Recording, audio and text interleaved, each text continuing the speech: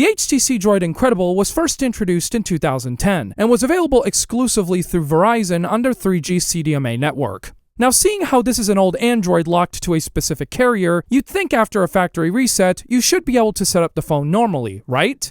Wrong! Carrier activation was required to use the phone, but seeing how Verizon shut their 3G network down a few years ago, setting it up normally is pretty much impossible. So I've decided to make this short video showing you how to bypass the activation screen on the HTC Droid Incredible in 2025. On the activation screen, tap Emergency to bring up the emergency dialer. Then dial ###, #778. After pressing call, it should take you to the EPST menu. Tap Edit Mode and then type in the password, which is essentially 6 zeros.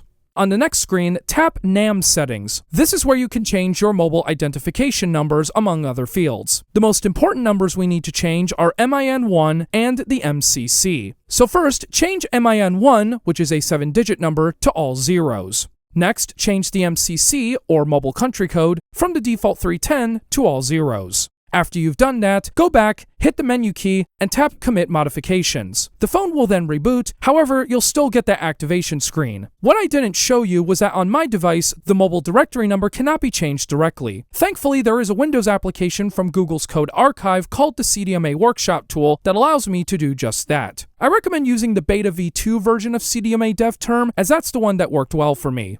After extracting the folder and running the program, connect the HTC phone to your computer using a micro USB cable. You might have to install the drivers that came with the phone if you haven't already. On the phone, go back to the emergency dialer and dial ##3424#, then press call. The phone should now enter a diagnostic mode, which essentially turns the phone into a modem. In the CDMA DevTerm program, click Scan Ports, and the phone should pop up as HTC Diagnostic Interface. Next, click Connect. Then click Read MDN, so you can see the mobile directory number. Change the final 4 digits to all zeros, and click Write. The progress bar in the lower right corner should update, signaling that the changes were successful. Disconnect the phone and reboot by holding down the power button at the top and selecting Restart. Once rebooted, select the language and you should now see the on-screen keyboard tips screen, a sign that you've successfully bypassed the activation screen. So now you can set up your Droid Incredible as a Wi-Fi only device, and use it to play around with its built-in apps or sideload old Android apps like Angry Birds or Minecraft. So there you have it. I wanted to get this video out there so those who do have a Droid Incredible reset to factory settings can still use one with the original software today. If you'd like to see me play around with this device and more, I did a whole hour-long video log on it for my supporters on Patreon and YouTube. If you like this video, be sure to subscribe and check out my other professional grade episodes if you haven't seen them yet.